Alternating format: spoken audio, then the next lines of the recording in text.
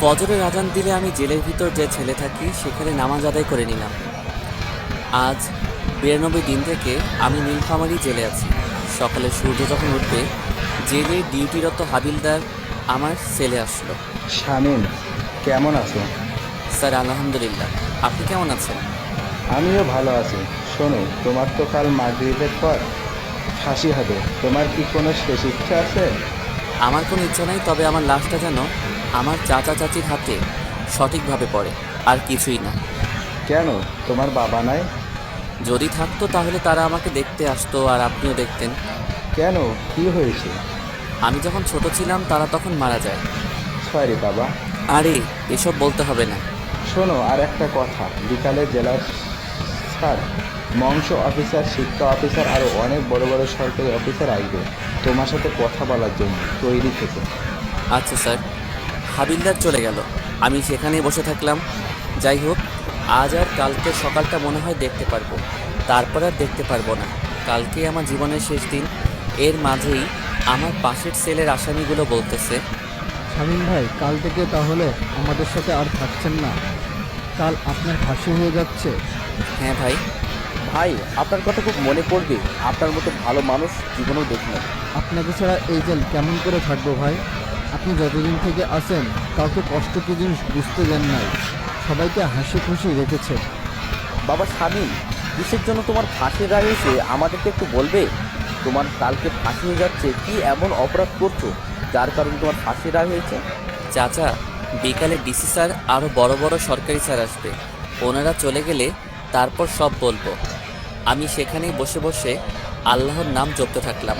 জীবনে অনেক পাপ করেছি, জানি না উপরওয়ালা আমাকে ক্ষমা করবে কিনা। তবু তো আমার মালিকের কাছে ক্ষমা চাইতে কোনো সমস্যা নাই। সকালে 2টা রুটি আর পানি ভরা ডাল দিল খেতে। আজ 92 দিন থেকে এখানে সকালে এসব খাবার খাচ্ছি। এসব খেতে আমার মোটেও কোনো কষ্ট হচ্ছে না। কষ্ট তো বেঈমানের জন্য হচ্ছে, যারা আমার সাথে বেঈমানি করেছে, যাদের কারণে আজ আমি জেলে আছি, যাদের কারণে আজ আমি ফাঁসির আসামি। আমার যে দোষ নাই তা কিন্তু না, আমিও অনেক বড় অপরাধ করেছি, তাই তো ফাঁসি হচ্ছে আমার। বিকালের দিকে ডিসি, মৎস্য অফিসার, শিক্ষা অফিসার, জজ সাহেব, আরও বড় বড় সরকারি লোক আমার কাছে আসলো। সত্যি বলতে এই জেলে তেমন ফাঁসির আসামি খুঁজে পাওয়া যায় না। নীলফামারী জেলাতে যে অপরাধী নাই তা কিন্তু না, তবে আমি মনে হয় ফাঁসির আসামিদের মধ্যে এমন একজন যাকে দেখার জন্য আর কথা বলার জন্য এনারা এসেছে। আমার ইউনিয়ন বাদেও আশেপাশের আরও ইউনিয়ন খোঁজ করলে মনে হয় ফাঁসির আসামি পাওয়া যাবে না। যখন নাকি আমাকে ফাঁসি রায় দেয়, তখন আমার চাচা চাচির বাড়িতে নাকি অনেক দূর দূরান্ত থেকে মানুষ দেখতে আসছিল, কারণ আশেপাশে তো কোনো ফাঁসির আসামি ছিল না। শামীম, তুমি তো আদালতের সব দোষ তোমার কাঁধে নিয়েছো, কিন্তু যতদিন থেকে তুমি জেলে আসো একদিনও তোমাকে দেখে অপরাধী মনে হয় না। আমরা আজ এখানে এতজন এসেছি কী কারণে জানো? তোমার ফাঁসির রায় হলো কেন তা জানতে। জজ সাহেব অবশ্যই আমাদের বলেছে, তবুও তোমার মুখ থেকে শুনতে চাই। স্যার সব বলবো, তবে একটা অনুরোধ আছে। কি বলো? এখানে যত আসামি আছে তারা সবাই জানতে চায় কেন আমার ফাঁসি রায় হলো এবং কেন আমি অপরাধ মাথা পেতে নিলাম। হাবিলদার, সব কয়েদিকে ডাকো। তারপর হাবিলদার সব কয়েদিকে জেলের মাঝমাঠে নিয়ে আসলো। আমার সামনে সব সরকারি লোক আর চারদিকে সব কয়েদি। তাহলে শুনুন সবাই। অতীত, আমি তখন খুব ছোট। আব্বা আর মা দুজন কাজ করে সংসার চালাতো। আব্বা অন্যের জমিতে কাজ করত, আর আমার মা, সেও অন্যের ক্ষেতের সব কাজ করত। সত্যি বলতে কি জানেন স্যার, আমাদের উত্তরবঙ্গের মধ্যে সবচেয়ে গরিব জেলা যদি থাকে তাহলে আমাদের নীলফামারী জেলা, তারপর লালমনিরহাট জেলা এবং কুড়িগ্রাম জেলা। 1996 থেকে 2005 সাল পর্যন্ত অভাব অনটন কী তা এই জেলার প্রত্যেকটা মানুষ হাড়ে হাড়ে টের পেয়েছে। স্যার, এই 3 জেলার মানুষ বড় গরিব ছিল। জানেন স্যার, আমি যখন খুব ছোট তখন দেখেছি পেটের ক্ষুধার জ্বালায় মানুষ কচু সিদ্ধ করে খেয়েছে। এমনি জানেন স্যার, কচুর যে বীজটা বপন করা হয় সেই বীজ থেকে তো কচু হয়, সেই বীজটাও মানুষ ক্ষেত থেকে নিয়ে এসে সিদ্ধ করে খেয়েছে। শুধু তাই নয় স্যার, এই এলাকার মানুষ ভাতের যে ফেনা গরুকে খাওয়াতো সেই ফেনা খেয়ে দিন পার করে দিত, যাকে রংপুরের ভাষায় বলে ভাতের মার। স্যার, আমার এখনও মনে আছে আব্বার যখন কাজ থাকতো না তখন না খেয়ে দিন পার করে দিতাম। এমনও সময় ছিল আমার মা যার খেতে কাজ করতো তারা যতটুকু খেতে দিত তার অর্ধেক আমাকে খাওয়াতো। জানেন স্যার, আমাদের এই 3 জেলার মানুষ বাংলাদেশের অন্য জেলাগুলোতে গিয়ে কৃষিকাজ বা রিক্সা চালায়। যারা অন্য জেলার মানুষ আছেন দেখবেন এই 3 জেলার মানুষ কৃষিকাজ বা রিক্সা চালানোর জন্য বাইরে যায়। আমাকে আমার মা যখন প্রাইমারি স্কুলে ভর্তি করে দিবে তখন একটা নিয়ম ছিল, ডান হাত দিয়ে মাথার উপর দিয়ে বা কান ধরতে পারলে তাকে স্কুলে ভর্তি করে দিবে। আমার সাথে আমার বাড়ির পাশের আরও 3 জন ছিল, ওরা 2 জন ভর্তি হতে পারলেও আমি পারিনি। সেই সময়ে আমাকে আমার মা শিশু শ্রেণী ব্র্যাকে ভর্তি করে দেয় মাত্র 1 বছরের জন্য। যখন আমি ক্লাস 1-এ তখন আমার বাবা মা অভাবের তাড়নায় মারা যায়। তাদের চিকিৎসা করার মতো টাকাও ছিল না।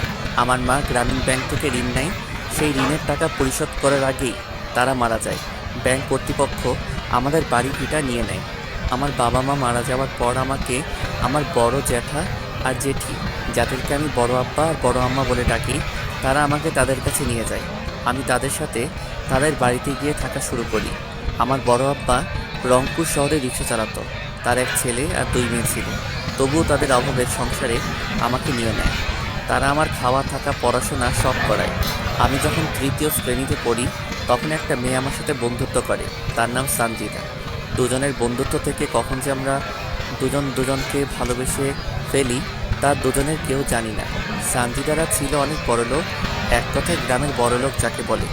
আমাদের দুজনের সম্পর্কটা ছিল একেবারে পবিত্র, আর দুজনের প্রতি বিশ্বাস আর শ্রদ্ধার। আমাকে বড় আব্বা খাওয়ার জন্য টাকা দিলে সেই টাকা দিয়ে আমি সানজিদার জন্য কোনো না কোনো কিছু নিয়ে যেতাম। আমরা তখন ক্লাস 5-এ পড়ি। তো সানজিদা আমাকে বলতেছে, এই স্বামী শোনো না, আজকে আর কোনো ক্লাস করতে যাব না। সামনে একটা মেলা বসেছে, সেখানে যাব।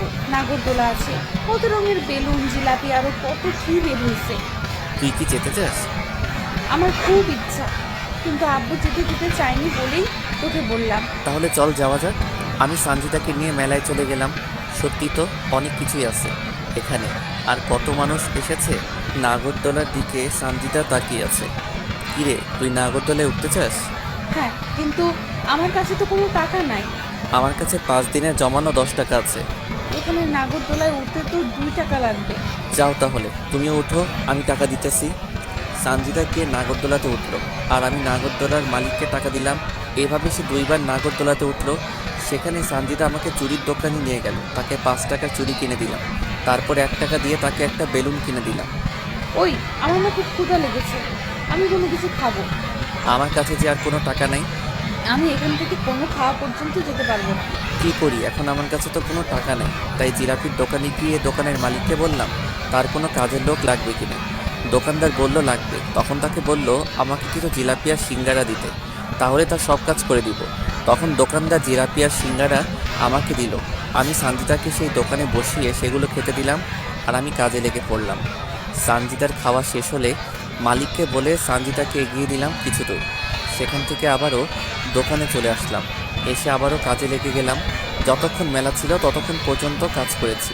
কাজ শেষ হলে আমাকে 10 টাকা আর কিছু বেঁচে যাওয়া জিলাপি দিল মালিকটা। প্রায় রাত হয়েছে, তখন বাড়িতে গেলাম। গিয়ে দেখি বড় আব্বা আর বড় আম্মা আমার জন্য অপেক্ষা করতেছে। আমাকে বাড়িতে যাওয়ায় তারা আমার কাছে এগিয়ে এলো। সব জায়গাতেই খোঁজ করলাম, তোকে পেলাম না। এলাকার ছেলেগুলোকেও জিজ্ঞাসা করলাম, কেউ কোনো কিছুই বলতে পারলো না। কোথায় ছিলি সারাদিন? ওই যে ওই পাড়ার বড় মাঠে মেলা বসেছে, সেখানে গিয়েছিলাম একটু। তোর হাতে এসব কি? বড় আম্মা জিলাপি। জিলাপি কেনার টাকা কোথায় পেলি তুই?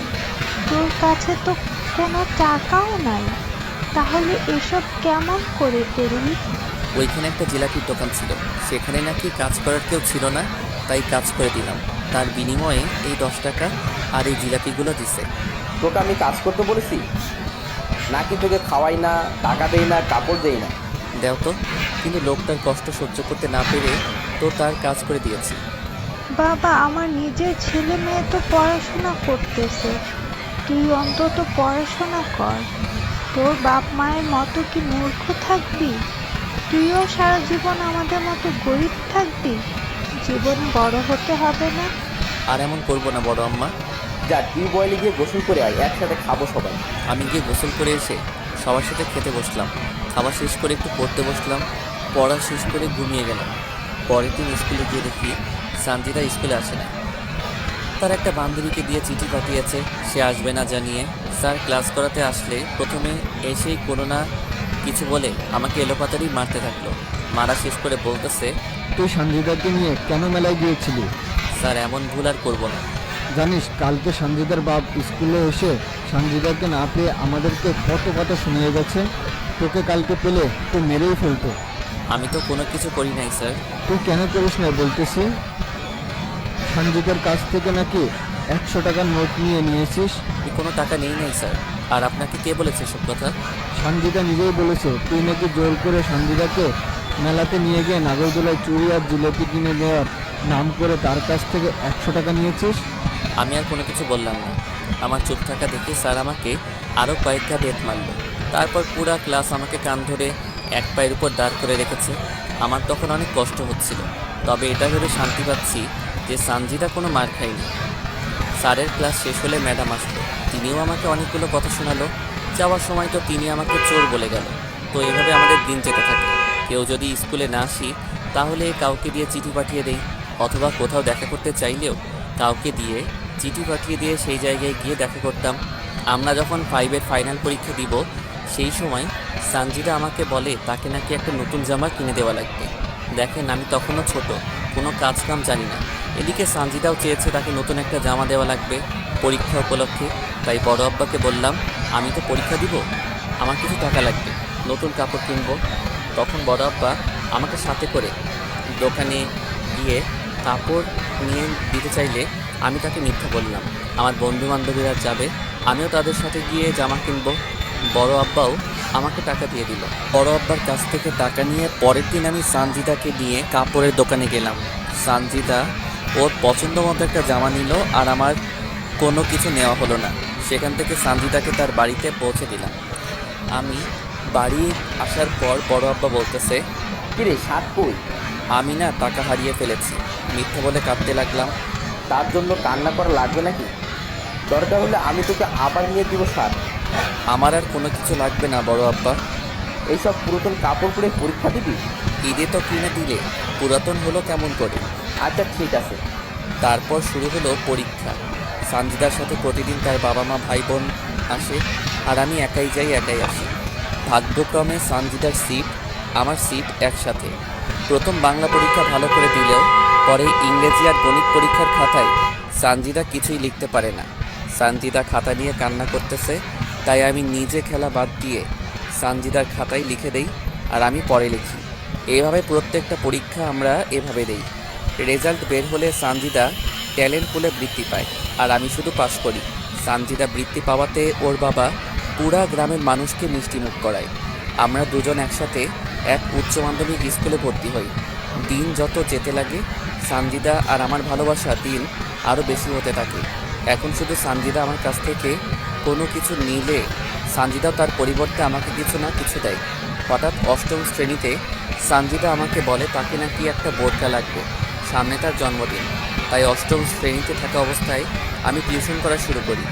ভাবতে পারেন সানজিদার বাবা এত টাকা পয়সা থাকা সত্ত্বেও আমার কাছে কেন চাই? সত্যি বলতে সানজিদা যদি নতুন কিছু তার জন্য কিনে তাহলে সেটা প্রথমে আমার দেওয়া নিবে, তারপর অন্য কারো।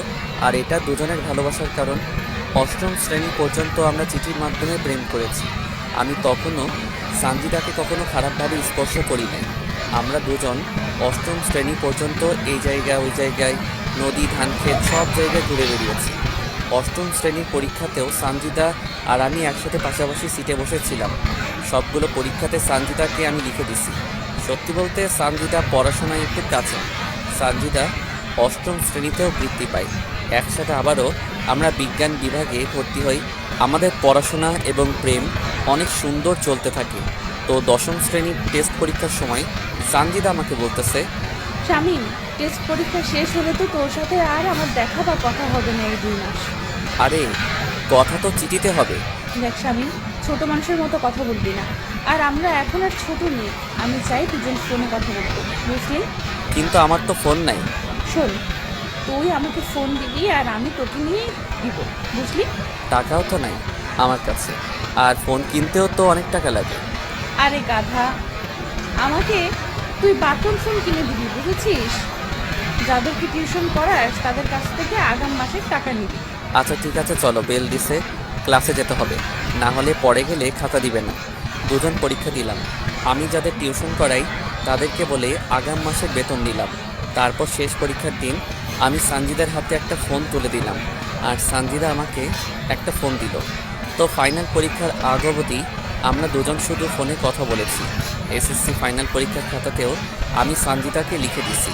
রেজাল্ট বের হওয়ার আগ পর্যন্ত আমরা ফোনে নিয়মিত কথা চালিয়ে গেছি। পরীক্ষার আগে সানজিদা আমাকে একটা অনেক দামি ঘড়ি গিফট করে। রেজাল্ট বের হলে এবার সানজিদা A+ পাই, আমি কোনো রকম পাস করি। শুধু ক্লাসে সবাই জানে সবচেয়ে ভালো ছাত্র আমি, কিন্তু আমি পরীক্ষার খাতায় কিছুই লিখতে পারি না। দুজনের বাড়ির পাশে যে কলেজ আছে সেখানে ভর্তি হলাম। এবার সানজিদা আমার সাথে ফোনে তেমন একটা কথা বলে না, সবসময় পড়া নিয়ে ব্যস্ত থাকে, কারণ তাকে মেডিকেলে চান্স পেতে হবে, তাই এমন পড়াশোনা। তবে আমাদের প্রেমে কেউ ঢোকেনি, আর আমাদের পরিবারও জানে না। ফোনেও মাঝে মাঝে কথা হয় আমাদের। কলেজের ফার্স্ট ইয়ারে থাকা অবস্থায় সানজিদার বড় আপুর বিয়ে হয়। সানজিদা সবাইকে দাওয়াত করলেও আমাকে দাওয়াত করে না। এতে অবশ্য আমি মোটেও মন খারাপ করিনি। বিয়ে হয়ে যাওয়ার পর সানজিদা আবারও কলেজে আসা শুরু করে দেয়। সব বন্ধুবান্ধবী বলা শুরু করে বিয়ে বাড়িতে নাকি সানজিদা তার বোনের দেবরের সাথে পুরাধুরা নৃত্য করেছে। এই, তোর সাথে কথা আছে। বল, কি বলবি? তুই আর আমি কি এখন সে ছোট আছি? না, কিন্তু কেন? এখন থেকে তুই আমাকে আর আমি তোকে তুমি করে বলবো। ঠিক আছে, তো সেদিনের পর থেকে দুজন দুজনকে তুমি বলি। সানজিদার সাথে আমার ভালোবাসার সম্পর্ক হওয়ার পর থেকে তার কাছ থেকে বাবা মায়ের ভালোবাসা পেয়েছি, তাই তো আমার আব্বার আর মায়ের কথা তেমন মনে পড়ে না। স্বামী, আমাকে একটা স্মার্টফোন কিনে দাও না। কত টাকা দাম? এই তো 8,000 টাকা দাও। এত টাকা? এইরকম করে আসছে কেন, কি হলো? এত টাকা তো আমার কাছে নাই। কত আছে? 5,000 টাকা। শোনো, তোমাকে একটা কথা বলি। বিয়ের পর তো তুমি আর আমি তোমার বড় অপার বাড়িতে থাকবো না, তাই এখন থেকে টাকা জোগাড় করা শুরু করো। জমি কিনো, তারপর বাড়ি করো, আর নিজের পায়ে দাঁড়াও। সেটা না হয় বুঝলাম, কিন্তু করব কি আমি? শোনো, এখান থেকে টিউশনি করার পাশাপাশি অটো চালাবে, আর যা টাকা জোগাড় করবে আমাকে দেবে, আর আমি সেই টাকা জমিয়ে রাখবো। যখন বেশি টাকা হবে তখন তোমাকে একটা জমি কিনে দেবো। তারপর যখন ঘর তোলার টাকা হবে তখন তোমাকে ঘর তুলেও দেবো। তারপর আমার বাবার কাছে বিয়ের প্রস্তাব নিয়ে যাবে। এত বুদ্ধি কই পাও তুমি? কাল থেকে আর কলেজে আসা লাগবে না, বাড়িতে শুধু পড়বে আর অটো চালাবে, বুঝলে? তারপর সানজিদার কথা মতো তাই শুরু করে দিলাম, কারণ সানজিদা কখনো আমার খারাপ চায়নি। সানজিদা আমার বিপদে সবসময় পাশে ছিল। হ্যাঁ, তার একটা সমস্যা আছে, সেটা বুঝতে পেরেছেন। ভালোবাসে বলেই তো আমার কাছে কোনো না কোনো কিছু চাই। আমি টিউশনি করার পাশাপাশি অটো চালানো শুরু করে দিলাম। আমার টাকা দিয়ে সানজিদা একটা স্মার্টফোন নিল। একদিন সানজিদা ফোন করে বলল আমার অটো নাকি লাগবে, সকালে ওদের বাড়ি যেতে বলল। আমি পরের দিন সকালে ওদের বাড়ির সামনে গেলাম। কিছুক্ষণ পর সানজিদা বোরকা পরে ওর আপুসহ বের হলো। তারপর ওদেরকে নামিয়ে দিয়ে চলে আসলাম। এই এক সপ্তাহে সানজিদা আমাকে একবারও ফোন দেয় নাই। এমনি কি আমি ফোন মেসেজ দিলেও সে ধরেনি। এমনকি আমি ফোন মেসেজ দিলেও সে ধরেনি। হয়তোবা নতুন জায়গায় নতুন মানুষ, তাদের সামনে কথা বলতে লজ্জা পাই, তাই হবে হয়তোবা। এক সপ্তাহ পর সানজিদা আবারও কলেজে আসা শুরু করে, আর আমার সাথেও তেমন একটা কথা বলে না। আমাকে দেখলে কেমন যেন এড়িয়ে চলে, আর ঠিকমতো কথাও বলতে চায় না। সানজিদা, তোমার কি কোনো কারণে কোনো সমস্যা হয়েছে? হ্যাঁ, কি সমস্যা বলো? বাড়িতে তোমার আর আমার বিষয়টা সবাই জেনে গেছে, তাই তোমার সাথে ঠিকমতো কথা বলি না, এড়িয়ে চলি। তাহলে এখন উপায়? তুমি আর কলেজে এসো না, আমাদের ফোনে কথা হবে, আর যা করতে বলেছি সেগুলো করবে, বুঝলে? ঠিক আছে। তারপর থেকে আমি একেবারে কলেজ যাওয়া বন্ধ করলাম, শুধু পরীক্ষার সময় কলেজে যাই। এখন সানজিদাকে ফোন করলে তার ফোন ব্যস্ত বলে, আমাকে ঠিকমতো ফোন দেয় না, কথা বলে না। তার ফোনে কল দিলে সবসময় ব্যস্ত বলে, আমি মেসেজ করলে উত্তর দেয় না। তো একদিন দুপুরে আমি অটো নিয়ে কলেজে গেলাম, গিয়ে দেখি সানজিদা ফোনে হেসে হেসে কার সাথে যেন কথা বলতেছে। আমাকে দেখেই ফোনটা কেটে দিল।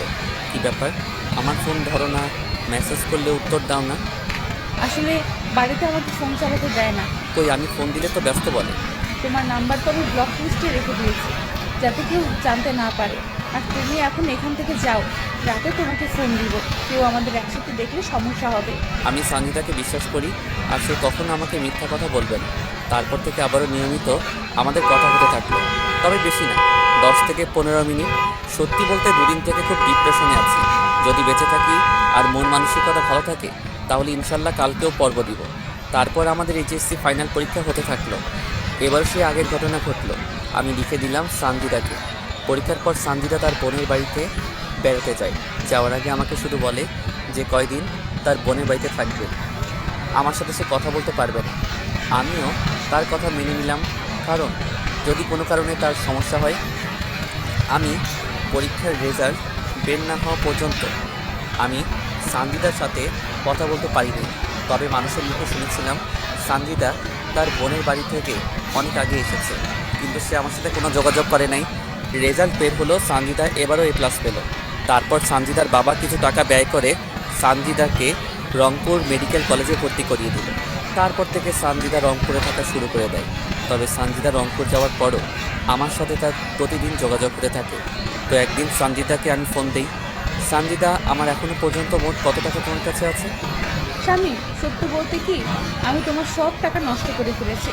এত টাকা দিয়ে তুমি কি করলে? আসলে আপুর দেবরের সেদিন জন্মদিন ছিল, আর সে আমার কাছে দাবি করে তার জন্মদিনের পার্টি যেন আমি দিই। আর বাবার কাছে টাকা চাইছিলাম, তখন বাবার হাতে কোনো টাকা ছিল না, তাই। আরে এই পাবলি, কান্না করতেছো কেন? তুমি তো আর অন্য কারো টাকা নষ্ট করো নাই।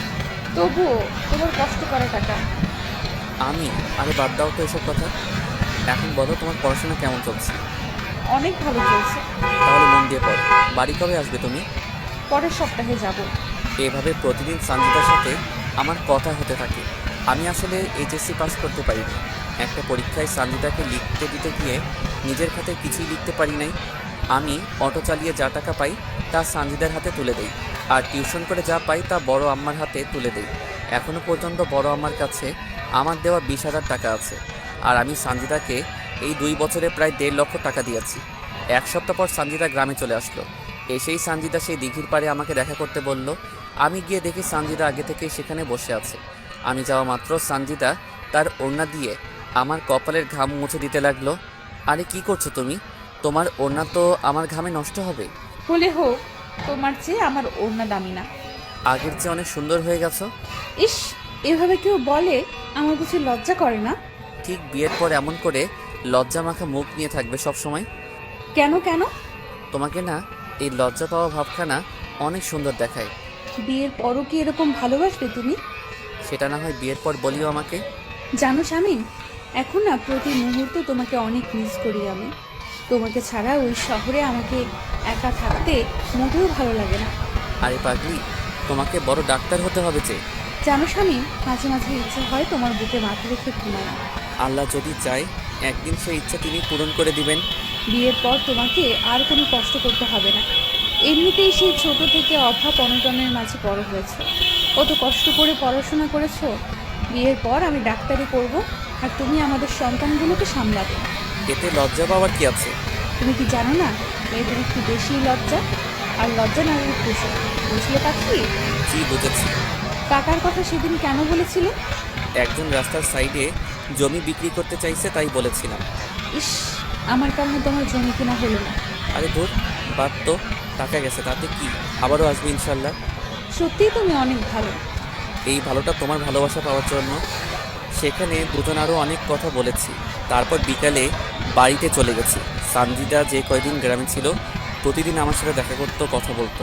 তার বাড়ি থেকে আমার জন্য খাবার নিয়ে আসতো। সানজিদা আবারও শহরে চলে গেল। তবে একটা জিনিস মানতে হবে, সানজিদা আমাকে অনেক ভালোবাসে। সানজিদা রংপুর চলে যাওয়ার পরও আমি অটো চালাতে লাগলাম। এর মধ্যে আমার বড় আব্বার বড় মেয়ের বিয়ে হয়ে যায়। আমি সে সময় নানা রকমভাবে ব্যস্ত থাকি, তাই সানজিদার সাথে আমার কোনো কথা হয় না। সানজিদা দেখতে দেখতে প্রথম বর্ষে ভালো রেজাল্ট করে দ্বিতীয় বর্ষে ওঠে। এর মাঝে সানজিদা অনেকটা বদলে যায়। এখন আমার সাথে সানজিদা তেমন কথা বলে না। আমি ফোন দিলে বলে সে নাকি তার পড়াশোনা নিয়ে ব্যস্ত। সানজিদা মাঝে মাঝে ফোন দিয়ে বলে আমার যে টাকা তার কাছে জমানো আছে সে টাকাগুলো সে নাকি তার টিউশনে ব্যয় করতেছে।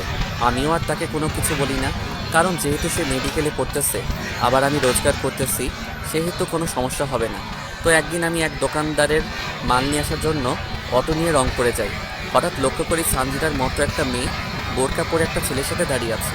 ছেলেটা আমার অটো দাঁড় করালো, তারপর দুজনেই আমার অটোতে উঠে বসলো। আমি বারবার লুকিং গ্লাসে মেয়েটাকে দেখতে থাকলাম। মেয়েটা দেখতে সানজিদার মতো, কিন্তু মুখ ঢেকে রাখার কারণে বুঝতে পারতেছি না। কিন্তু আমি তো জানি এই সময় সানজিদা তার ক্লাসে আছে। না না, এটা সানজিদা হতে পারে না। আমার সানজিদা আমাকে ছাড়া অন্য কারোর সাথে থাকতে পারে না। আমি ওদেরকে একটা আবাসিক হোটেলে নামিয়ে দিয়ে মাল নিতে গেলাম। তবে এই বিষয়টা মাথা থেকে ঝেড়ে ফেলতে পারতেছি না। কিন্তু মেয়েটার চোখ বলতেছিল মেয়েটা ভয় আছে। না না, ওটা কখনো সানজিদা হতে পারে না। আচ্ছা, আমি এখন সানজিদাকে ফোন দেই, যাওয়ার সময় না হয় দেখা করব, তাহলে মনটা হালকা হবে। মাল কিনে আমি যখন বাড়ির দিকে রওনা হব, তখন সানজিদাকে ফোন দিলাম, কিন্তু সানজিদা আমার ফোনটা রিসিভ করলো না। তাই আরও কয়েকবার দিলাম, তবু সানজিদার ফোন রিসিভ করলো না। মনটা খারাপ হয়ে গেল। আমি মেডিকেল মোড় পার হয়ে যখন সিও বাজার ঢুকেছি, সেই সময় সানজিদা আমার ফোনে কল দিল। কোথায় আছো তুমি? আমি ক্লাসে ছিলাম এতক্ষণ, তাই তোমার ফোন রিসিভ করতে পারিনি। তোমার সাথে দেখা করার খুব ইচ্ছা ছিল, তাই ফোন দিয়েছিলাম। আমি বাড়ি যাব পরের মাসে, বুঝলে? আসলে আজ রংপুর এসেছিলাম মাল নিতে, তাই ভেবেছিলাম তোমার সাথে দেখা করি, কিন্তু হলো না। আচ্ছা, রাখি। কিন্তু সানজিদা ফোন কাটলো না। আমি ফোন কানে দিয়ে আসি, এর মধ্যে একটা ছেলের গলার আওয়াজ ভেসে আসলো। তো ছেলেটা বলতেছে, কি হলো বেবি, এতক্ষণ বাথরুমে কি করো? এই তো বাবু, আর একটু আসতেছি। তোমাকে তো আদর করতেই পারো। আমি তো তোমার সাথে আজ রাত দিন থাকবো, দেখবো কত আদর করতে পারো তুমি। আদরের দেখলে কি, আরো কত কি করবো তোমার সাথে। এর মাঝে দরজা খোলা শব্দ হলো, আর সাথে সাথে সানজিদা আউ করে উঠল। এইভাবে কেউ টান মারে? যদি পড়ে যেতাম? আমি থাকতে তোমার কিচ্ছু হবে না। আচ্ছা আদ্রিয়ান, যদি তোমার বাবা ফোন করে তোমাকে যেতে বলে, তখন কি করবে? তার মানে ছেলেটার নাম আদ্রিয়ান।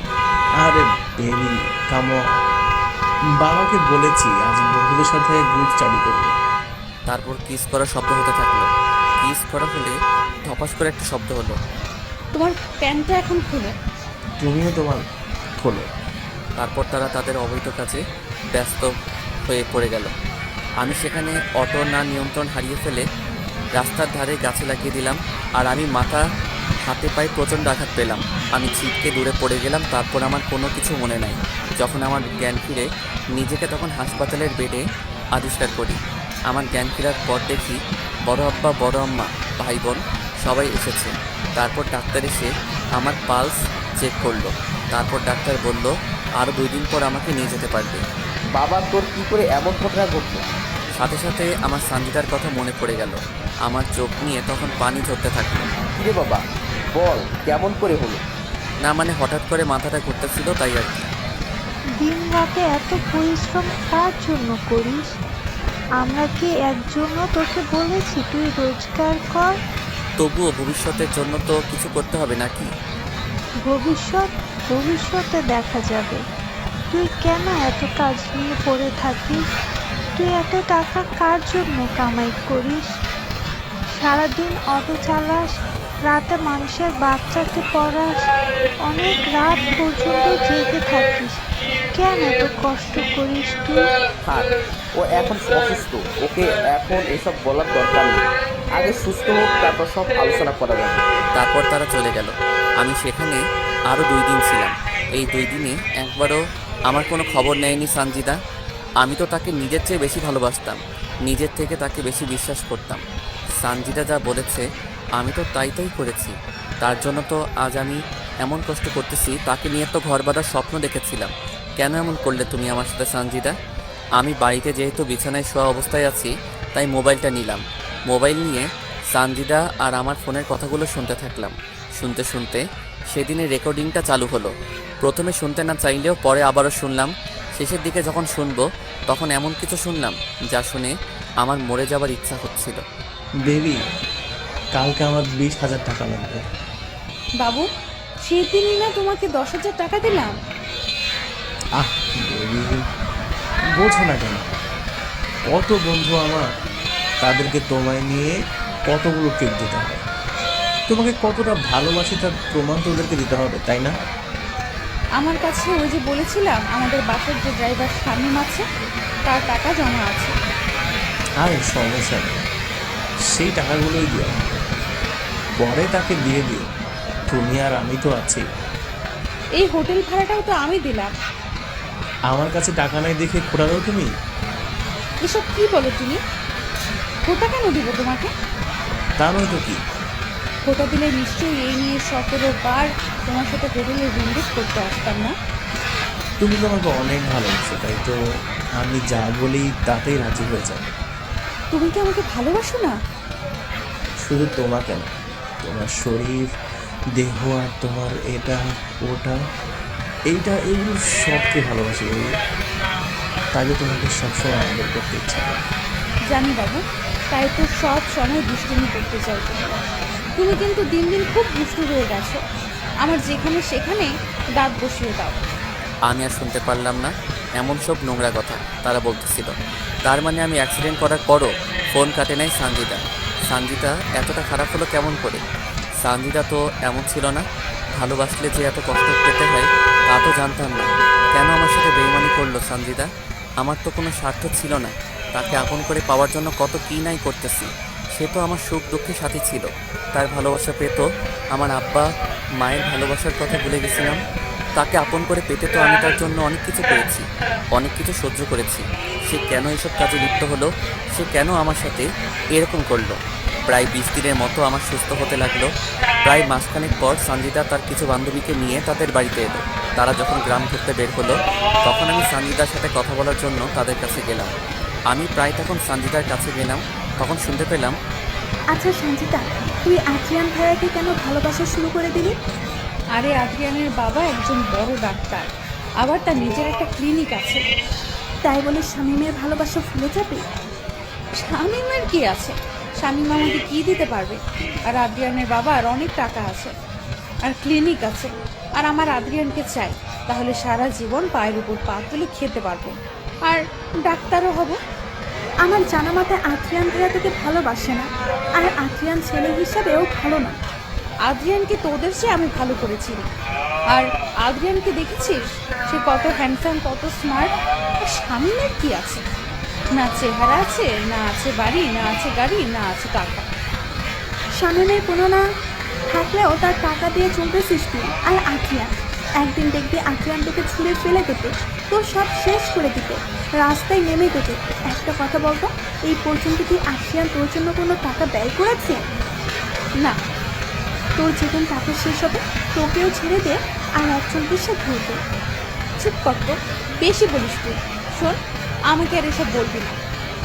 তাহলে শামীম? শামীমকে চিনি না, আর তাকে ভালোবাসা যায় না, কাজের ছেলে বানানো যায়।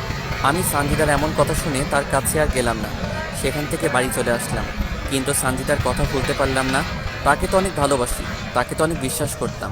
আমাকে যদি ভালো নাই বা বাসতে, তাহলে তো আমাকে আগে বলতে পারতো, সানজিদা আজ টাকা গাড়ি বাড়ি নাই দেখে আমাকে নিয়ে তুমি খেললে। আজ আমাকে তোমার বাড়ির কাজের লোক বলতে পারলে। আজ আমাকে ছেড়ে আর একজনের বুকে মাথা রেখে রাত কাটাও। আমি তোমাকে তো কোনোদিনও তোমার অনুমতি ছাড়া তোমার হাতটাও ধরি নাই।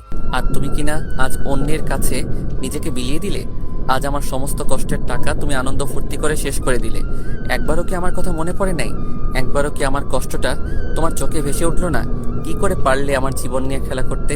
কি করে পারলে আমার পবিত্র ভালোবাসা এভাবে শেষ করে দিতে? আমি আবারও অটো চালানো শুরু করে দিলাম। এখন আর আমি সানজিদাকে ফোন করি না, তার কাছে টাকা জমা রাখি না। আমার পরিশ্রমের টাকা আমার বড় আমার হাতে দেই। তিনি এখন আমার টাকা জমিয়ে রাখতেছে। সানজিদাকে ভুলে থাকার জন্য সব সময় ব্যস্ত থাকি, কিন্তু তাকে ভুলতে পারি না। কেন জানি মনটা বারবার তাকে দেখতে চাই, ভালোবাসা পেতে চাই। আমার যে তাকে ছাড়া চলতেছে না, আমার যে সানজিদাকে লাগবেই। শত চেষ্টার পরও সানজিদাকে ভুলতে পারলাম না। প্রতিনিয়ত সানজিদার কথা মনে পড়ে। সত্যি বলতে সেই স্কুল জীবন থেকে কলেজ জীবন পর্যন্ত তার সাথে ছিলাম, তার কাছ থেকে ভালোবাসা শিখেছি। এই সানজিদার সাথে সব জায়গাতে ঘুরে বেরিয়েছি। সানজিদা যখন তার ওড়না দিয়ে আমার শরীরের ঘাম মুছে দিত, তখন পৃথিবীর সৃষ্ট সুখী মনে হয়েছিল নিজেকে। যখন নিজ হাতে খাইয়ে দিত, মনে হতো যেন আমাকে অমৃত খাইয়ে দিতেছে। আমার বিপদে সবসময় তো পাশে ছিল, আমার কষ্ট তো সহ্য করতে পারতো না। না, আমার সানজিদা আমার সাথে কোনো অন্যায় করতে পারে না। আর যদি সে সত্যি সত্যি অন্যায় কাজ করেও থাকে, তবুও সব ভুলে গিয়ে তার সাথে নতুন করে সব শুরু করব। আমাকে এই দুনিয়াতে তো সানজিদা অনেক ভালোবাসে, আমার মন বলতেছে। সানজিদা ঠিক আমার কাছে ফিরে আসবে। মানুষ তো জীবনে অনেক অন্যায় করে, অনেক ভুল করে, না হয় সানজিদাও করেছে। এইভাবে অনেক দিন চলে যায়, যা গণনার বাইরে। তবুও সানজিদা বাড়িতে আর আসে না, আর আমি সানজিদাকে ফোন দিলেও সানজিদা ফোন ধরে না। আমি তবুও আশা ছেড়ে দেই না, আমার শুধু তাকে লাগবে। সানজিদার সাথে আমার আর কোনো দেখা কথা বলা হয় না প্রায় 6 মাস। আমি তার আশাতে প্রতিনিয়ত থাকি। মন বলে সে আসবে, পরক্ষণে মন আবার বলে সে তো এখন অন্য কারো, তাহলে আমার কাছে আসবে কেন? মনে ভাবনা ছিল প্রেম মহান, কিন্তু সানজিদা শিখিয়ে দিল টাকা প্রধান। হয়তো আজ আমার কোনো কিছু নাই, আমি এতিম, তাই হয়তো সে আমার থেকে চলে গিয়ে অন্য কারো হাত ধরেছে। মনে ভাবনা ছিল একই বৃন্তে হব দুটি ফুল, কিন্তু সে আজ অন্য কারো। শত চেষ্টা করেও সানজিদাকে আমি ভুলতে পারি নাই। প্রতিদিন তার চিন্তা, তার কথা মাথায় ঘুরপাক খায়। চাইলেও কি তাকে ভুলে থাকা যায়? তাকে তো আমি অনেক বেশি ভালোবাসি। হয়তো সে অন্য কারো বুকে তার ভালোবাসা খুঁজে। তো প্রায় 8 মাস যাওয়ার পর হঠাৎ একদিন সানজিদা আমাকে ফোন দিল। আমি তো ফোনে সানজিদার নাম দেখে অবাক। আমি ভাবতে পারিনি সানজিদা আমাকে ফোন দিবে। আমি তড়িঘড়ি করে ফোন রিসিভ করলাম। ফোন রিসিভ করা মাত্র সানজিদা কান্না করতেছে। কেমন আছো তুমি? এইভাবে কান্না করতেছো কেন? আমার সব শেষ হয়ে গেছে শামীম। আজ আমি বড্ড একা হয়ে গেছি। আজ নিজেকে খুব একা লাগছে। আজ আমার পাশে কেউ নাই। কি হয়েছে বলবে তো আমাকে, নাকি না বললে বুঝবো কি করে? তোমার কি টাকা লাগবে? আমার কোনো টাকা পয়সা লাগবে না, আমার শুধু তোমাকে লাগবে। আমি তোমার বুকে মাথা রাখতে চাই। আরে এইভাবে কান্না করতেছো কেন? কি হয়েছে আমাকে তো বলবে নাকি? তুমি আজ বিকেলে ভিন্ন জগতে আমার সাথে দেখা করো। তোমার সাথে আমার আজ অনেক না বলা কথা আছে, সেগুলো তোমাকে আমি বলবো। ঠিক আছে, আমি সময় মতো চলে যাব। আমি কিছুই বুঝলাম না সানজিদার কথার মানে সে আমাকে কি বলতে চাচ্ছে। তবুও এতদিন পর যেহেতু ফোন করেছে, আবার দেখা করতে বলতেছে, আমাকে তো অবশ্যই যেতে হবে তার কাছে। হোক না সে আমাকে ভালো না বাসে, কিন্তু আমি তো তাকে ভালোবাসি। আমি সানজিদার কথা মতো ভিন্ন জগতে চলে গেলাম। আমি গিয়ে সেখানে নালার এক সাইডে বসে থাকলাম। আমি ভিন্ন জগতে যাওয়ার প্রায় ঘন্টাখানেক বাদে সানজিদা চলে আসলো। সাথে আরো 2টা মেয়ে আছে। ওরা এসে আমার পাশে বসলো। আমি সানজিদার দিকে তাকিয়ে দেখলাম মুখটা শুকিয়ে গেছে আর চোখগুলো তলিয়ে গেছে। মুখের উজ্জ্বল ভাব আর আগের মতো নাই, কেমন যেন কালো কালো হয়ে গেছে। তা তোমার চেহারার এই অবস্থা কেন? আমি ঠিক আছি, কিন্তু তুমি এমন হয়ে গেছো কেন? আমি কেমন করে ভালো থাকি বলো? তুমি আজ অন্য কারো। সানজিদা এবার আমার দিকে চোখ বড় বড় করে তাকালো। হয় ভাবতে পারতেছে না আমি কেমন করে জানলাম। ওভাবে তাকিয়ে লাভ নাই, আমি সব জানি। মানে কেমন করে? মনে আছে তুমি আর তোমার বয়ফ্রেন্ড আমার অটো করে আবাসিক হোটেলে গিয়েছিলে? তারপর বাড়ি ফেরার পথে তুমি আমাকে ফোন দাও এবং ফোন না কেটে তোমার বয়ফ্রেন্ডের সাথে কি কি করো, কি কি বলো সব শুনি। তুমি সব শুনেছো? জানো সেই সময় আমি অ্যাক্সিডেন্ট করে হাসপাতালে ভর্তি হই। কি, তুমি হাসপাতালে ভর্তি ছিলে? জানো তো সেখানেও তোমার কথা বারবার মনে হয়েছিল। তোমাকে না ভুলতে পারি নাই আমি, তাই তো তোমার কথা সবসময় মনে হতো। জানো যেদিন তোমার বান্ধবীকে বলেছিলে তুমি আমাকে ভালোবাসো না, তুমি ভালোবাসো ওই টাকাওয়ালা ডাক্তারের ছেলেকে, সেদিন না পৃথিবীতে নিজেকে বড্ড একা একা লাগছিল। যেদিন শুনেছি ওই ছেলের সাথে তুমি 20 বার হোটেলে রুম ডেট করতে গিয়েছিলে, সেদিন না আমার দেহের আত্মাটার মরণ হয়ে গেছে। আমি ভুল করেছি, আমাকে ক্ষমা করে দাও। আমি আর জীবনেও তোমাকে ছাড়া অন্য কাউকে ভালোবাসবো না। তুমি যা বলবে তাই শুনবো। আমার কথা বা কবে শুনেছো তুমি? আমি না তোমার দেহটাকে ভালোবাসি নাই, তোমার বুকের ভিতর যে সুন্দর মনটা ছিল সেটাকে ভালোবেসেছিলাম। তুমি কেমন করে আমাকে ঠকিয়ে অন্য কারো বিছানায় সঙ্গী হও? একবারও কি এই এতিম অসহায় ছেলেটার কথা মনে পড়ে নাই? তোমার ভালোবাসা পেয়ে তো আমার নিজের মরা বাবা মাকে ভুলে গিয়েছিলাম।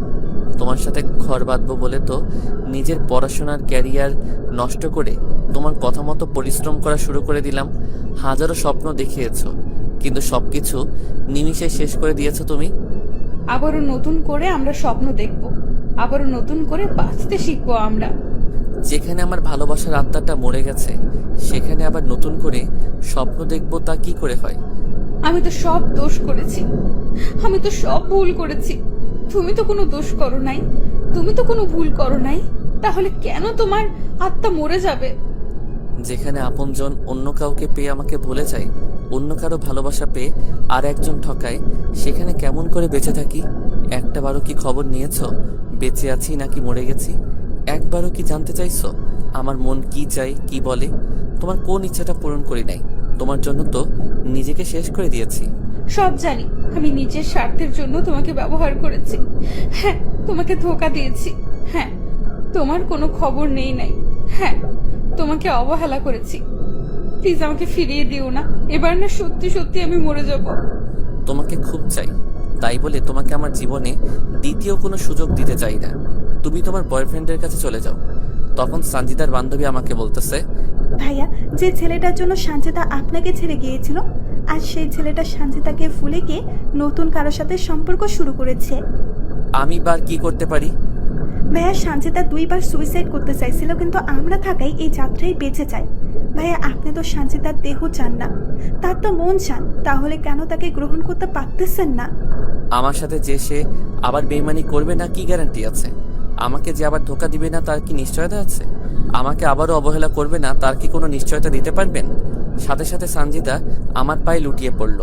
তোমাকে ছুঁয়ে কথা দিতেছি, তোমাকে ছাড়া আর কাউকে ভালোবাসবো না। তোমাকে আমি অনেক ভালোবাসা দেব। তুমি আর আমাকে কি ভালোবাসা দিবে?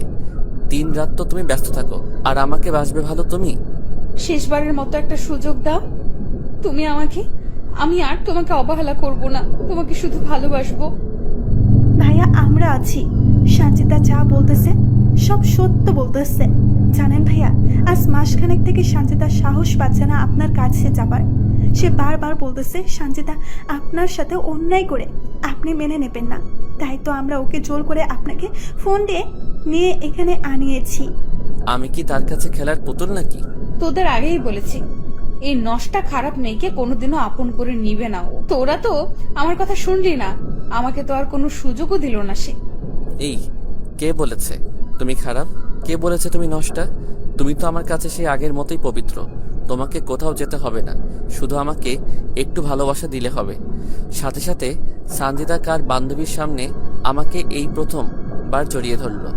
আমাকে জড়িয়ে ধরে কান্না করতে থাকলো সঞ্জিতা। এই পাগলি, আর কান্না করতে হবে না, আমি তো আছি। আমি তোমাকে ভালোবাসা দিয়ে তোমার সব অতীত মুছে দিব। তোমাকে আর কাঁদতে হবে না, আমি তোমার পাশে আছি। আমি জানি তো তুমি আমাকে অনেক ভালোবাসো। তারপর সেখানে একটু ঘুরে তারা চলে গেল রংপুরে। সঞ্জিতা এখন নিয়মিত আমার সাথে যোগাযোগ করে, নিয়মিত তার সাথে আমার কথা হয়। সঞ্জিতা একদিন তার বাড়িতে এসে আমাকে নিয়ে একটু ঘুরতে বের হলো। আমরা এলাকাটা একটু ঘোরাফেরা করে আমাদের কলেজের বান্ধবী ইতির বাড়িতে গেলাম। ইতি আমাদেরকে দেখে নাস্তা নিয়ে আসলো, আমরা তা খেলাম। আমাদের দুজনের প্রেমের কথা আমাদের সব বন্ধু বান্ধবীকে জানিয়ে দেই আমরা নিজেই। তারপর ইতি বাইরে গেলে সঞ্জিতা বলতে লাগলো, সত্যি তোমার মতো করে এই পৃথিবীতে কেউ আমাকে ভালোবাসে নাই। তোমার ভালোবাসা পেয়ে আমি আমার কালো অতীত ভুলে গেছি। এখন বুঝেছি দেহের ভালোবাসার চেয়ে মনের ভালোবাসা 1000 গুণ দামি আর পবিত্র। তোমার ভালোবাসা পাওয়ার পর তো আমি নতুন করে বাঁচতে শিখেছি। আমি চাই তুমি খুব দ্রুত আগে বাড়িটা করো, তারপর তোমার ঘরে আমাকে তোলো। এখন অনেক সময় লাগবে, আমার কাছে এখন তেমন কোনো টাকা নাই। কারণ আমার কারণে তোমার অনেক ক্ষতি হয়ে গেছে। আজ আমি তোমাকে অনেক কষ্টের দিকে নিয়ে গেছি। ওসব বাদ দাও তো, ইনশাল্লাহ 1 বছরের মধ্যে নিজের বাড়ি করব। আমি তোমাকে নিয়ে এই জীবন পার করে দিতে চাই। তোমার মাঝে আমার সুখ খুঁজে পেয়েছি আমি। আমিও তোমার সাথে জীবন পার করে দিতে চাই। তোমার সাথে আমি বেঁচে থাকতে চাই, মরে যেতে চাই। সেখান থেকে আমরা চলে আসি। তারপর থেকে আমি আর সঞ্জিতা সময় পেলে দেখা করি, কথা বলি। আমরা দুজন অনেক জায়গায় ঘুরতে যাই। ঠিক স্কুল কলেজ জীবনের মতো শুরু হয়ে গেল। আমরা একে অপরের প্রতি অনেকটা নির্ভর হয়ে পড়ি। দেখতে দেখতে সঞ্জিতার পড়াশোনা প্রায় শেষের পথে আসে। আমিও জমি কিনে বাড়ি করে ফেলি। আমি আবারও আগের মতো বেশি বেশি রোজগার করতে থাকি। অনেক বড় ঘরের মেয়ে সঞ্জিতা, তাকে তো একটু হলেও ভালো রাখতে হবে। সে তো এখন বড় ডাক্তার হচ্ছে, তাকে ভালোভাবে দেখাশোনা করা লাগবে। তো একদিন রাতে সঞ্জিতা আমাকে ফোন দিল। আজ এত রাতে ফোন দিলে যে, কোনো কি সমস্যা তোমার? আমার না কিছু টাকা লাগবে, অনেক প্রয়োজন। কত টাকা লাগবে তোমার? এই তো 30,000 টাকা লাগবে আমার। কালকে তোমাকে দিয়ে দিব। তুমি সত্যি অনেক ভালো, তুমি সত্যি আমাকে অনেক বেশি ভালোবাসো। তোমার জন্য যদি জীবন দিতে পারি, এটা কোনো ব্যাপার হলো? আচ্ছা তাহলে ঘুমাও, কালকে তোমার সাথে কথা হবে। সানজিদা ফোন কেটে দিল। আমিও ঘুমিয়ে গেলাম। পরের দিন বড় আম্মার কাছ থেকে টাকা নিয়ে চলে গেলাম সানজিদার কাছে। আমি ওর হোস্টেলের সামনে অটো দাঁড় করিয়ে সানজিদাকে ফোন দিলাম। সানজিদার সাথে সাথে হোস্টেলের বাইরে চলে এলো। আমি সানজিদার হাতে টাকা দিয়ে দিলাম। তুমি আজ এই টাকা দিয়ে আমার যা উপকার করলে আমি তা তোমাকে বলে বোঝাতে পারবো না। তোমার সামান্য কাজে আসতে পেরেছি, এটাই অনেক। তোমাকে সাহায্য করব না তো কাকে সাহায্য করব? তুমি ছাড়া আমার জীবনে বা আর কে আছে? তোমার মতো একজনকে পেয়ে আমি সত্যি অনেক খুশি। তোমার মতো করে কেউ ভালোবাসতে পারবে না। তোমাকেও পেয়ে আজ অনেক খুশি আমি। সেদিন সানজিদাকে টাকা দিয়ে বাড়ি চলে আসলাম আমি। আমার সাথে সানজিদার ভালোবাসা গভীর থেকে গভীরে যেতে থাকলো। আমি এখন অনেকটা সানজিদা নির্ভর হয়ে গেছি। আমার এখন দিনরাত সানজিদা ছাড়া চলে না। সানজিদাকে টাকা দেওয়ার পর 2 দিন সানজিদার সাথে আমার কথা হয়। এই 2 দিনে বুঝেছি সানজিদা এখন আমাকে সত্যি অনেক ভালোবাসে। 3 দিনের দিন রাত 10টার সময় সানজিদা আমাকে ফোন দিল। কি করো তুমি? কি আর করব, আমার একটা পাগল আছে, তার কথা ভাবতেছি। শুনি, সে পাগলটাকে?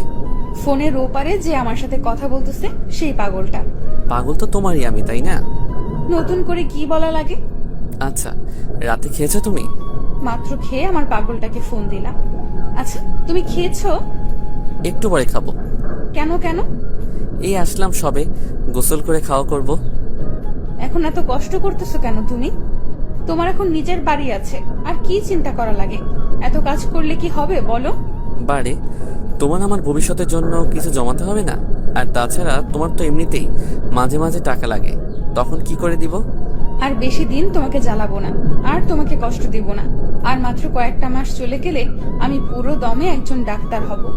তখন আর তোমার কাছ থেকে টাকা নিব না, তোমাকে কোনো কাজও করতে দিব না। কাজ না করলে কি করব আমি? তুমি শুধু আমাকে ভালোবাসবে আর আমার সাথে থাকবে, বুঝলে? আমি একাই কি ভালোবেসে যাব? তুমি আমাকে ভালোবাসবে না? তোমার কি এই বিষয়ে কোনো সন্দেহ আছে? নিজের থেকেও বেশি বিশ্বাস করি তোমাকে, আর সন্দেহ করব তোমাকে আমি? আমি জানি আমার পাগলটা আমাকে অনেক ভালোবাসবে আর বিশ্বাস করবে। তুমিও তো আমার থেকে আমাকে কম ভালোবাসো না। সানজিদার সাথে আরো নানা রকম বিষয় নিয়ে আমার কথা হলো। শেষে সানজিদা আমাকে বলল, এই শোনো, কালকে আমাদের ব্যাচের ছেলেমেয়েরা কক্সবাজার যাব। কেন যাবে হঠাৎ? মেডিকেলের কিছু প্র্যাকটিক্যাল আছে, সেই বিষয়ের জন্য। আরে বাবা, পড়াশোনার জন্য যাবে, আমাকে কি সেটা বলা লাগে? না মানে, না মানে কি বলো? টাকা লাগবে? সেদিনে তো টাকা দিলে, টাকা লাগবে না। তাহলে? আসলে আমরা 5 দিনের জন্য সেখানে যাচ্ছি, আর 5 দিন তোমার সাথে কোনো কথা বলতে পারবো না, তাই। আরে দূর, এটা কোনো ব্যাপার হলো? তোমার পড়াশোনা আগে, তারপর আমি। তারপরও আমার তোমাকে ছেড়ে যেতে মন সায় দিচ্ছে না। আরে বাবা, তোমার পড়াশোনা শেষ হলে তো আমি সব সময় তোমার সাথেই থাকতেছি। তোমাকে খুব মনে পড়বে আমার সেখানে। এই ভুলেও পড়াশোনা করার সময় আমার কথা মনে করবে না, বুঝলে? আমি তো 100 বার করবো তোমার কথা মনে। আরে বাবা, আমার কথা মনে করলে তোমার সেখানে পড়াশোনার ব্যাঘাত ঘটতে পারে তো। ঘটলে ঘটুক, তবুও তোমাকে ভুলবো না। আমি কি তোমাকে ভুলে যেতে বলেছি নাকি, শুধু পড়াশোনার সময় বাদ দিয়ে? আচ্ছা ঠিক আছে, এবার একটা নাইট কিস দাও তো। তারপর সানজিদা ফোন রেখে দিল। সানজিদা সত্যি আমাকে এতটা ভালোবাসবে, আমার এতটা কেয়ার করবে, তা কখনো কল্পনা করতে পারি নাই। আমি তো মনে করেছি আবার কোনো না কোনো স্বার্থে আমাকে সে ভালোবাসবে। দেখতে দেখতে 4 দিন চলে গেল। এই 4 দিনে সানজিদা আমাকে ফোন দেয় নাই, আমিও তাকে কোনো ফোন দেই নাই। যদি তার কোনো সমস্যা হয় পড়াশোনা করতে, তাই দেইনি ফোন। তো 4 দিনের সময় রাতে সানজিদা আমাকে ফোন দিল। এই শোনো, আজ রাতে গাড়িতে আমরা রংপুর যাচ্ছি, আর পরের মাসে 6 তারিখে বাড়িতে যাব। সত্যি তুমি আসবে? আমার পাগলটাকে যে অনেক দিন থেকে দেখি না। সত্যি বলতে তোমাকেও দেখার জন্য ভিতরটা কেমন যেন ছটফট ছটফট করতেছে। এইটাকেই বলে ভালোবাসা, বুঝলে? কেমন করে? তুমি যদি আমাকে ভালো না বাসতে, তাহলে আমাকে দেখার জন্য এত উতলা হতে না। আমাকে তুমি ভালোবাসো বলেই তো এমন করো, বুঝলে পাগল আমার? এবার বুঝেছি। আই ফোন রাখি, স্যার এসেছে। রংপুর পৌঁছে কথা হবে তোমার সাথে। আচ্ছা ঠিক আছে, আর হ্যাঁ, সাবধানে আসবে কিন্তু। সানজিদা ফোন রেখে দিল। আজ 4 দিন পর সানজিদার সাথে কথা বলতে পেরে কলিজায় পানি আসলো। আসলে সানজিদার সাথে কথা বলতে না পেরে খুব অস্বস্তি লাগছিল আমার। পরের দিন সানজিদা আবারও রংপুর আসলে আগের মতো আমাদের দুজনের কথা হতে থাকলো। সানজিদার ছুটি হলে সে বাড়িতে চলে আসলো। এসে আমার সাথে সে খুব ক্লোজভাবে চলাফেরা করা শুরু করলো। সানজিদা আমার সাথে এতটাই ক্লোজ হয়ে চলতেছে, নিজেকে কন্ট্রোল করে রাখাটা অনেক দায়। তো এইভাবে প্রায় সপ্তাহ আমরা একসাথে চলাফেরা করেছি, অনেক জায়গায় ঘুরেছি। বিশেষ করে ছোটবেলায় যে জায়গাগুলোতে আমরা বেশি যেতাম সেই জায়গাগুলো সানজিদা আমার এত কেয়ার করে যে মনে হয় সে আমার বিয়ে করা বউ। আমি সামান্য আঘাত পেলে অস্থির হয়ে যায় সানজিদা ওর ওড়না দিয়ে বারংবার আমার শরীরের ঘাম মুছে দেয়। কোথাও খেতে গেলে আমাকে নিজ হাতে খাইয়ে দেয়। একটা আইসক্রিম দুজনে খাই, কোনো কোক বা ঠান্ডা নিলে সেটাও দুজনে একসাথে খাই স্ট্র দিয়ে। আমাকে নিয়ে ভবিষ্যতে কিভাবে সংসার করবে সব বলতেছে। আমাকে এমনভাবে সে ভালোবাসা শুরু করে দিয়েছে, আমি যদি ওকে ছেড়ে দেই তাহলে সে মরে যাবে এমন অবস্থা। আমাকে সব সময় তার দুহাত দিয়ে আমার হাত জড়িয়ে ধরে থাকে। তবে সানজিদা শহরে গিয়ে একটু ওয়েস্টার্ন ড্রেস পরা শুরু করে দিয়েছে। সে গ্রামেও এসব পোশাক পরে, তবে তার বাড়িতে থাকলে। এই, কালকে তো চলে যাচ্ছি আমি। কালকে চলে যাবা? আর কয়টা দিন থাকো না? আমিও তো চাই সব সময় তোমার সাথে সাথে থাকতে, কিন্তু পড়াশোনার কারণে পারি না তো। তাহলে আজকেই যাব। তুমি যাবো, তবে তবে কি সানজিদা? তোমার কাছে একটা জিনিস চাইবো, দিবে আমাকে? কি জিনিস চাই তোমার? আজকে রাতটা তোমার কাছে চাই আমি। সানজিদা কি বলতেছো এসব তুমি? দেখো সানজিদা, বিয়ের আগে এসব করা হারাম, পাপ। আমি তোমাকে ভালোবাসি, তোমার শরীরকে নয়। আমি জানি এসব পাপ, কিন্তু তোমাকে কাছে পেতে চাই আমি। তোমাকে ছাড়া যে আমার চলে না, তোমাকে যে প্রতি মুহূর্তে মিস করি আমি। এতদিন বাইরে থাকি, তোমাকে ছাড়া থাকতে কষ্ট হয় আমার। তোমার স্পর্শ চাই আমি শামীম। দেখো সানজিদা, ধৈর্য ধরো, একদিন ঠিক আল্লাহ আমাদেরকে এক করে দিবেন। তুমি আমাকে একটুও ভালোবাসো না। এই পাগলি, কে বলেছে তোমাকে আমি ভালোবাসি না? তোমাকে তো আমি নিজের চেয়েও বেশি ভালোবাসি। যদি তাই হতো তাহলে আমার কথায় রাজি হয়ে যেতে। এসব করা ঠিক না সানজিদা। ও বুঝেছি, আমি তো আবার খারাপ মেয়ে। আমার সাথে প্রেম করা যায়, কিন্তু অন্য কিছু করা যায় না। এখন বুঝেছি, এটা তোমার অভিনয় আমার সাথে। আমি তো খারাপ মেয়ে, তাই দয়া দেখিয়ে আমার সাথে এতদিন প্রেম ভালোবাসা করেছো তুমি।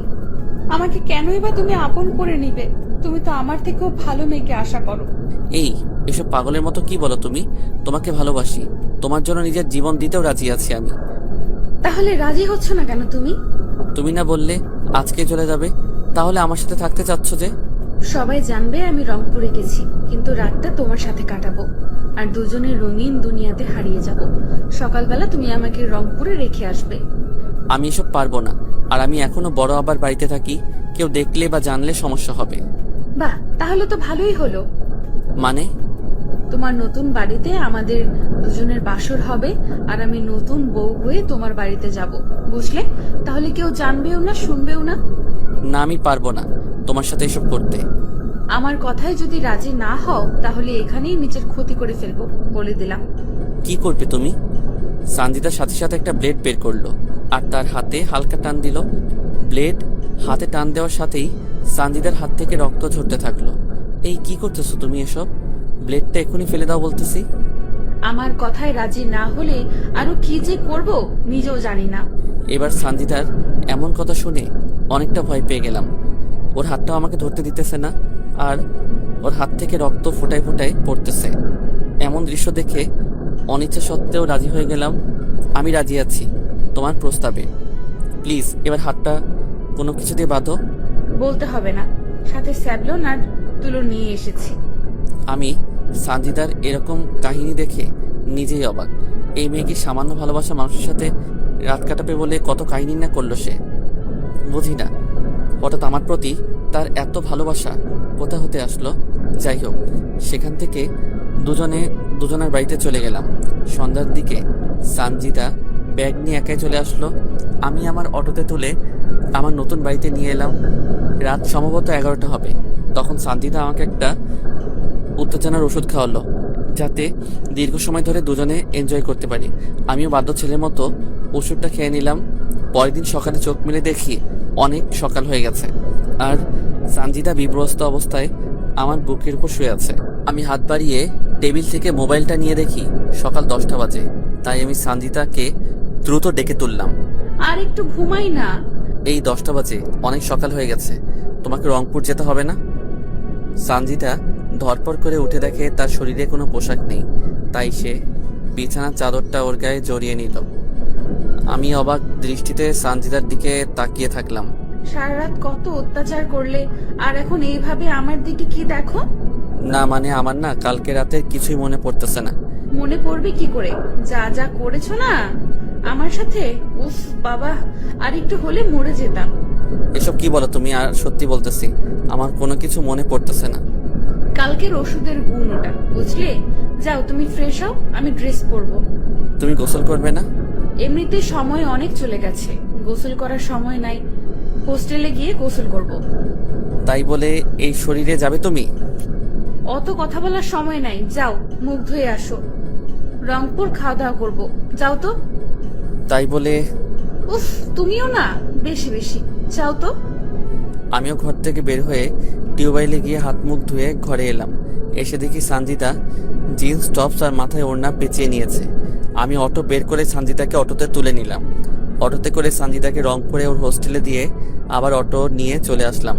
রংপুরেও আর কোনো খাওয়া হলো না, শুধু দৌড়ের উপরে রেখেছে আমাকে। কোথাও অটো দাঁড় করাতেও দেয়নি সানজিদা। বাড়িতে আসার পর বড় আম্মার কাছ থেকে খাবার নিয়ে খেলাম। তারপর অটো নিয়ে বেরিয়ে পড়লাম নিত্যদিনের মতো। ভালোবাসা এমন একটা জিনিস, সেখানে বিশ্বাস আর ভরসা রাখা চাই, যা আমি সানজিদাকে করি। সানজিদা যাবার 20 দিন পর আমাকে ফোন দিল। তোমার জন্য একটা খুশির সংবাদ আছে। কি খুশি সংবাদ আছে? আমার লজ্জা করতেছে বলতে। আরে খুশি সংবাদ দিতে আবার লজ্জার কি আছে? এটা যদি তুমি বুঝতে তাহলে কখনো বলতে না। যদি লজ্জা করে তো বলার দরকার নাই। এই তুমি রাগ করো কেন? বলতেছি তো। তো বলো।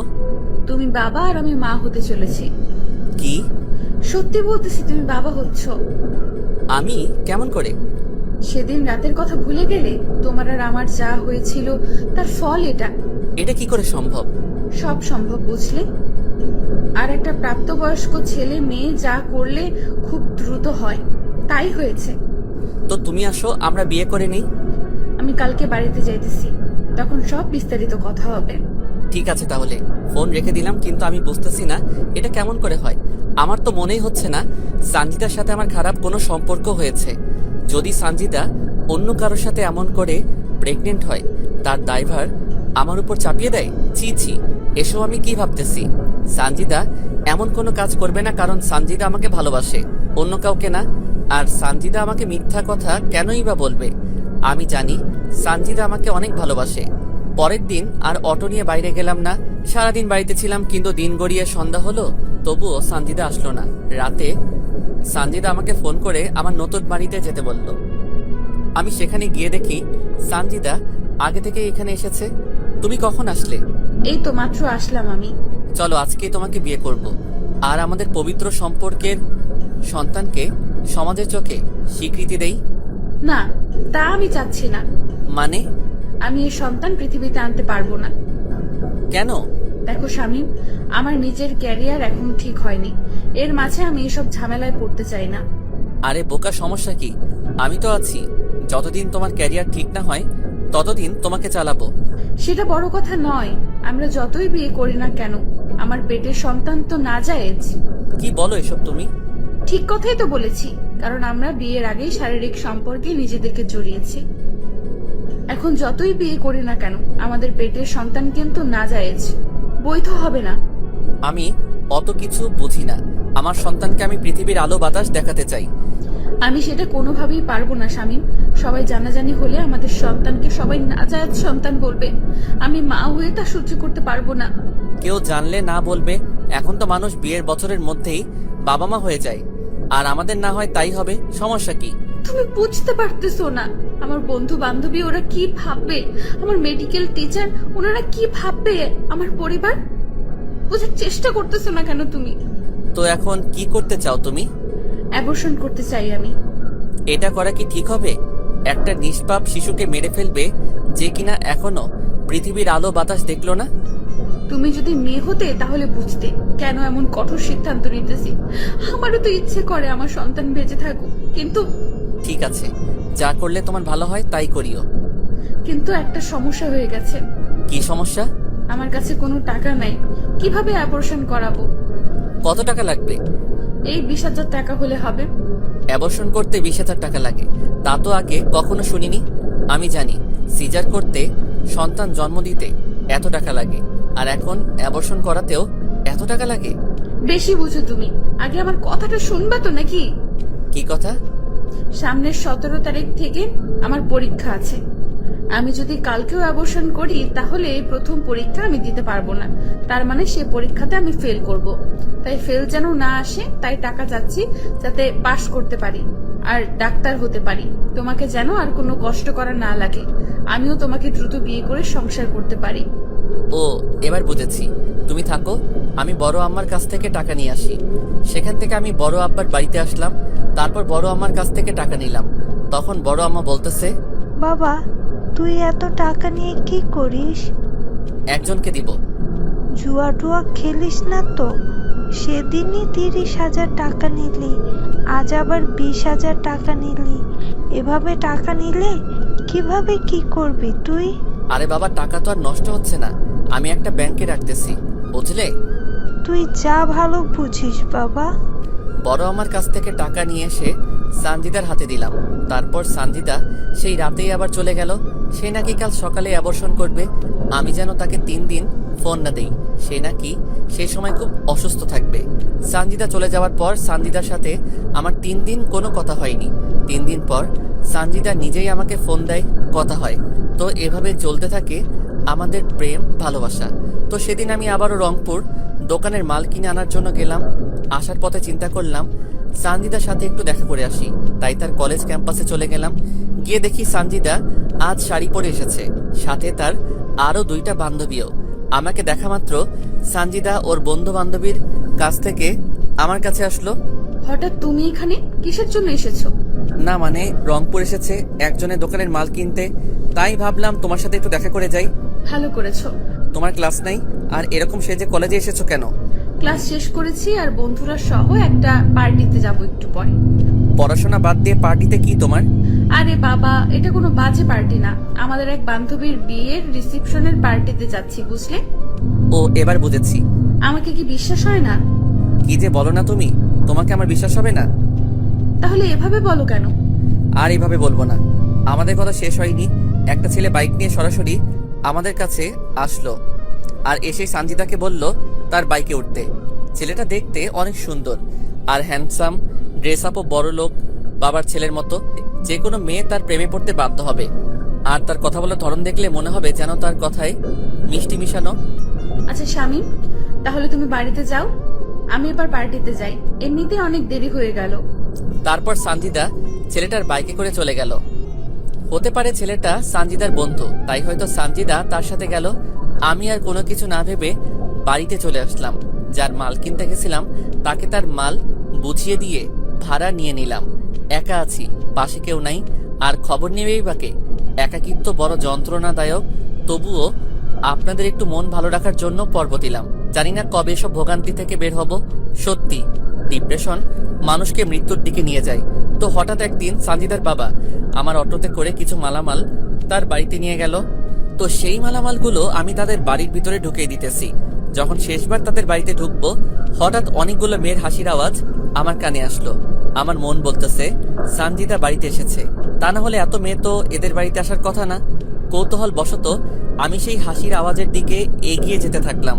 তখনও আমার কাঁধে সানজিদার বাবার কেনা চাউলের বস্তা। তখন আমি উকি মেরে দেখতে থাকলাম সানজিদা আছে কিনা। আমি উকি দিয়ে দেখি সানজিদা একটা ছেলেকে জড়িয়ে ধরে আছে, আর ছেলেটা কেউ নাই, সেদিনের বাইকের ছেলেটা।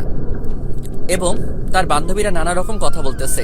তোর সাথে রাব্বি ভাইয়াকে সেই মানিয়েছে। দেখতে হবে না পছন্দটা কার। তো ভাইয়ার সাথে কি বিয়ে দেবে তোর বাবা?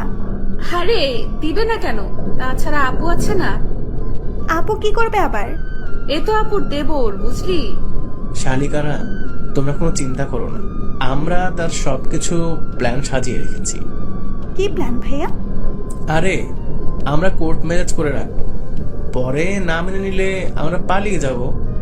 আর সানজিদা তো ডাক্তারি পড়ছেই, আমাদের কোনো সমস্যা হবে না। এর মাঝে সানজিদার রাব্বিকে ডাক দিলে রাব্বি সেখান থেকে চলে যায়। তখন সানজিদার সেই বান্ধবী, মানে যার কথাতে সানজিদাকে মেনে নিয়েছিলাম, সে বলতেছে, সানজিদার শামীম ভাইয়াকে কি এভাবে ঠকানো ঠিক হচ্ছে তোর? দেখ সৌরভী, ঠিক না ভুল তা জানি না, তবে আমার রাব্বিকে চাই। তাছাড়া আদ্রিয়ান আমাকে ধোকা দেওয়ার পর এই রাব্বি আমাকে সঙ্গ দিয়েছে। আর শামীম ভাই? ওটা ছিল মাত্র একটা সাপোর্ট। কারণটা হলো আদ্রিয়ানের সাথে আমার ফোনে ঘন্টার পর ঘন্টা কথা বলার অভ্যাস ছিল, তাই সেই ঘাটতিটা শামীমকে দিয়ে পূরণ করেছি। তাহলে শামীমের কাছ থেকে যে টাকাগুলো নিতি? বাবা যে টাকাগুলো দিত বন্ধু বান্ধবীদের সাথে ঘুরে ফিরে করে পার্টি করা ইত্যাদি করতে শেষ হয়ে যায়, তাই তো ওই বলদটাকে ব্যবহার করেছি। তবে বলদটার টাকা দিয়ে আমার অনেক উপকার হয়েছে। মানে?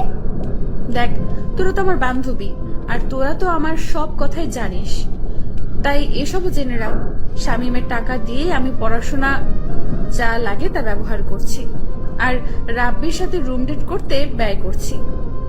তবে রাব্বিও আমাকে টাকা দেয়, কিন্তু তেমন দিতে পারে না, কারণ সেও পড়াশোনা করে। তখন তার একটা বান্ধবী বলতেছে, কিভাবে প্রেগনেন্ট হলি, কিভাবে শামীমের কাছ থেকে টাকা নিলি, অ্যাবর্শন করালি, তা খুলে বল। কি, তুই আবারও প্রেগনেন্ট হয়েছিলি? চুপ, আসতে বল, কেউ শুনতে পারবে। তাহলে এবার রাব্বির সাথেও রুম ডেট করে তুই প্রেগনেন্ট হয়েছিলি? হ্যাঁ, হয়েছিলাম। যদি আদ্রিয়ানের মতো রাব্বিও তোকে ছেড়ে চলে যায়? যাবে না, কারণ সে আমাকে আদ্রিয়ানের মতো ভালোবাসে না, বুঝলি? আর আমরা কয়েকদিনের মধ্যেই বিয়ে করতেছি কোর্টের মাধ্যমে। আমি সানজিদার কথা শুনে নিজেকে বিশ্বাস করতে পারতেছি না। আমি কাকে বিশ্বাস করেছি? কোনো শত্রু তো এমন বেইমানি করে না, আর তাকে তো কোনো স্বার্থে ভালোবাসি নাই আমি। তখন আবারও বলা শুরু করলো, তো কি এসব করলি তুই বলতো? আদ্রিয়ান যখন আমাকে ধোকা দিল তখন আমি অনেকটা আপসেট হয়ে পড়ি। আমার হাতে তেমন টাকা বা অন্য কেউ ছিল না, আর আমি তখন শামীমের সাথে সব যোগাযোগ বন্ধ করে দিই। তারপর কি হলো? তোদের সামনে সুইসাইডের নাটক করি, যাতে তোরা আমাকে আবারও শামীমের কাছে অবধি পৌঁছে দিতে পারিস। তাই তুই আমাদেরকে ব্যবহার করলি? ঠিক তাই। তারপর কি কি করলি তুই? তারপর তো শামীমকে রাজি করালাম। আমার সে সময় টাইম পাসের কেউ ছিল না, প্লাস টাকারও প্রয়োজন ছিল আমার। শামীমের সাথে কথা বলতে বলতে হঠাৎ আমার রাব্বির কথা মনে পড়ে যায়। রাব্বির কথা কেন? আরে বলতেছি তো, আমার আপুর যখন বিয়ে হয় সে সময় রাব্বি আমাকে প্রপোজ করে, আর আমি তাকে ঝুলিয়ে রাখি।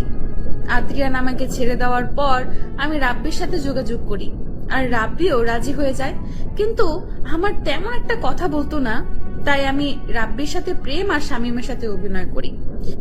আর তুই প্রেগনেন্ট হলি কি করে?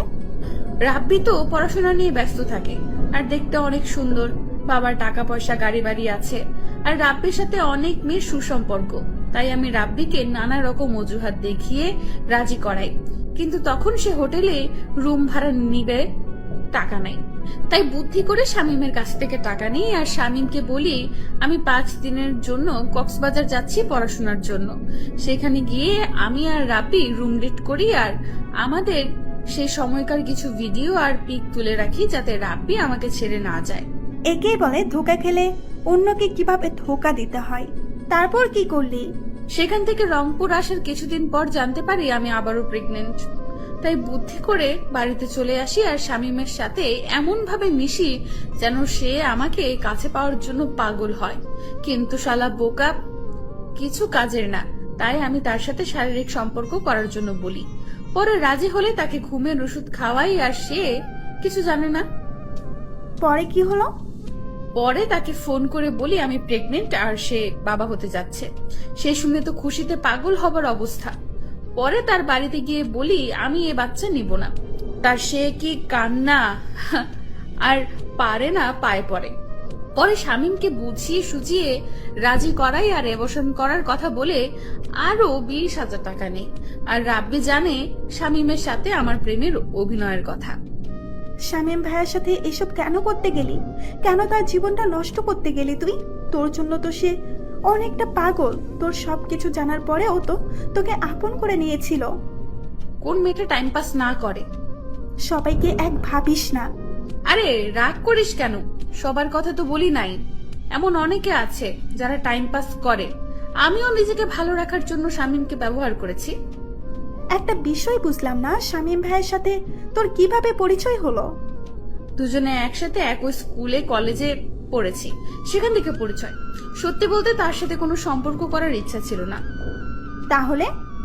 ও খুব ভালো ছাত্র ছিল, আর আমি পড়াশোনা তেমন পারতাম না, তাই তাকে ব্যবহার করেছি আর এমন ভাবে তার সাথে কথা বলেছি আর মিশেছি মনে হবে তাকে ছাড়া আমি অচল।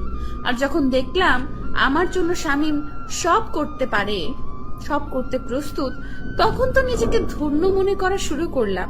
আর তাকে দিয়ে কত টাকা হাতিয়েছি তার হিসাব নেই। এতে আমার পড়াশোনার হাত খরচ, পোশাক, চলাফেরা করা খুব ভালো হয়েছে। একটা এতিম গরিব ছেলের সাথে এসব করা কি তো ঠিক হয়েছে? যদি শামীম জানতে পারে বা তার নিজের কোনো ক্ষতি করে? জানতে দিলে না জানবে? রাব্বিকে বিয়ে করে ওকে বলবো বাড়ি থেকে জোর করে বিয়ে দিয়ে দিছে, বাস শেষ, ইচ্ছা খতম। এগুলো করা ঠিক হচ্ছে তোর, সঞ্চিতা? এই বেশি কথা বলিস না তো। তোদের জন্য রাব্বির সাথে একান্ত সময় কাটাতে পারতেছি না, তার চেয়ে বরং রাব্বিকে নিয়ে শামীমের বাড়ি গিয়ে একটু মজা করি। আমি সানজিদার এমন সব কথা শুনে কাঁধ থেকে চাউলের বস্তা নিচে ফেলে দিলাম। আমি ভাবতেও পারতেছি না এত বড় বেঈমান মানুষ কেমন করে হয়, এত সুন্দর অভিনয় মানুষ কেমন করে করতে পারে। হঠাৎ সানজিদার বাবা আমাকে বলে তার আরো কিছু নিয়ে আসা লাগবে। আমি সানজিদার বাবা সহ আবারও বাজারে গেলাম। বাজারে যাওয়ার পর সানজিদা আমাকে ফোন দিল। কেমন আছো তুমি? এই তো বাইরে আছি। আমি তোমার বাড়িতে আছি, কিছুক্ষণ পর আসো, ঠিক আছে? ঠিক আছে। তারপর সানজিদার বাবা আরো কি কি যেন কিনলো, সেখানে আরো সময় ব্যয় হলো। সেগুলো নিয়ে তার বাড়িতে দিয়ে আমি আমার নিজের বাড়িতে গেলাম। বাড়ির ভিতর ঢুকে দেখি দরজা খোলা। আমি একটু এগিয়ে গিয়ে দেখি রাব্বির ছেলেটা সহ সানজিদা শারীরিক সম্পর্ক করতেছে। এবার আর নিজেকে ধরে রাখতে পারলাম না। এবার সানজিদাকে উচিত শিক্ষা দিতে হবে আমার। রাব্বির সাথে যৌনতা শেষ হলে রাব্বি সানজিদাকে বলতেছে, বলে না তো এটা কার বাড়ি? আমার স্কুলের একটু বন্ধুর বাড়ি, আমার সাথে পড়াশোনা করত। এবার তুমি যাও, ও এসে এভাবে তোমার সাথে দেখলে সমস্যা হবে। তারপর রাব্বি ঘর থেকে বের হলো। আমি আড়ালে চলে গেলাম আর সানজিদা মাটিতে পড়ে থাকা কাপড় তুলে পড়তে লাগলো। আমি সেই সময় ঘরে ঢুকলাম। আমাকে আচমকা দেখে সানজিদা ঘাবড়ে গেল আর ঘামতে লাগলো। বর্তমান চারিদিকে তাকিয়ে দেখি সব কয়েদি, জেলার মৎস্য অফিসার, শিক্ষা অফিসার, সবার চোখে পানি, শুধু জজের চোখে পানি নাই। মেয়েটাকে তুমি মেরেছো? ঠিক কাজ করেছো তুমি। এমন বেঈমান মেয়ের বেঁচে থাকার কোনো কারণ আমি দেখি না। বলো না কিভাবে মারলে তাকে? তাহলে শুনুন। অতীত। আরে এই শীতের মধ্যে তুমি এভাবে ঘামতেছো কেন? কই ঘামতেছি আমি? এই দেখো তোমার কপালে ঘাম। সানজিদা সাথে সাথে আমাকে জড়িয়ে ধরলো। আমিও এই সুযোগে সানজিদাকে বিছানায় ফেলে দিলাম আর ওর ওড়না বুক থেকে নিয়ে ছিঁড়ে দুই ভাগ করলাম। এক অংশ দিয়ে ওর দু হাত বাঁধলাম আর এক অংশ দিয়ে ওর দু পা বাঁধলাম। তারপর অন্য ঘর থেকে রশি এনে দুই হাত দুই দিকে ছড়িয়ে খাটের সাথে বাঁধলাম আর দুই পা দুই দিকে দিয়ে বেঁধে ফেললাম। এই তুমি আমাকে এভাবে বাঁধলে কেন? আর আমার ওড়নাই বা কেন ছিঁড়ে ফেললে? জানেমান, সেদিন রাতে কি করেছি তা আমার মনে নাই, কিন্তু সেদিন রাতের মনে না থাকা কাজটা আজ করব। তাই বলে এইভাবে বেঁধে কেউ এসব কাজ করে? আমি তোমার প্রেমিকদের মতো করে ওসব করব না, একটু অন্যরকম ভাবে করব। ঘর থেকে বের হয়ে রান্নাঘরে গিয়ে একটা রামদা লবণ আর শুকনা মরিচের গুঁড়া নিয়ে আসলাম। এসব কেন নিয়ে আসলে তুমি? চুপ কর, তোর জন্য আজ আমার করুণ অবস্থা। এই তোর কি ক্ষতি করেছি আমি? কেন আমার সাথে বেইমানি করলি তুই? মানে? তুই যদি আমাকে ভালো না বাসবি তাহলে কেন এমন অভিনয় করলি তুই আমার সাথে? তোর যদি অন্য ছেলেকে ভালো লেগে থাকে তাহলে কেন আমাকে তোর জীবনে জড়ালি? এসব কি বলো তুমি? আমি তখন তার বাড়ির সব কথা বলে দিলাম। এসব শুনে সানজিদা ভয় পেয়ে গেল। জানেমান, যত কষ্ট আমাকে দিয়েছিস তার চেয়ে 1000 গুণ কষ্ট তোকে দিব আমি। কি করবে তুমি? তুই শুধু দেখো আর চিৎকার করো। আর কোনো কিছু বললাম না। আমি বিছানায় উঠে ওর গায়ের সব কাপড় খুলে ফেললাম। তারপর রামদা দিয়ে ওর স্তন কেটে ফেললাম। সাথে সাথে সানজিদা বিলাপ করে কাঁদতে থাকলো। আমি এবার লবণ আর মরিচের গুঁড়া সেখানে দিয়ে দিলাম। তারপর তার হাত কাটলাম, মানে শরীর থেকে আলাদা করে দিলাম। তারপর তার যৌনাঙ্গে রাম দিয়ে 3-4টা কোপ দিলাম। গলা কাটা মুরগির মতো ছটফট করতে থাকলো। সেখানেও লবণ আর মরিচের গুঁড়া দিয়ে দিলাম। আমার খুব কষ্ট হচ্ছে, তার চেয়ে আমাকে একেবারে মেরে ফেলো, আমি আর সহ্য করতে পারতেছি না। ঠিক এইরকম ঝড় আমার বুকে হচ্ছে। তোর জন্য কি করি নাই? তোর জন্য নিজের ক্যারিয়ার, সংসার নষ্ট করেছি। তোর জন্য নিজেকে শেষ করে ফেলেছি। এইটুকু স্বার্থ নিয়ে তো তোকে ভালোবাসি নাই, এমনকি তোর শরীরটাকেও না। তাহলে কেন আমার সাথে এত বড় প্রতারণা করলি? তুই ভালো করে জানিস তোকে কতটা ভালোবাসি, তোকে পাবার জন্য আমি কি কি না করেছি। সেই ছোটবেলা থেকে তোর সব চাহিদা আমি পূরণ করেছি।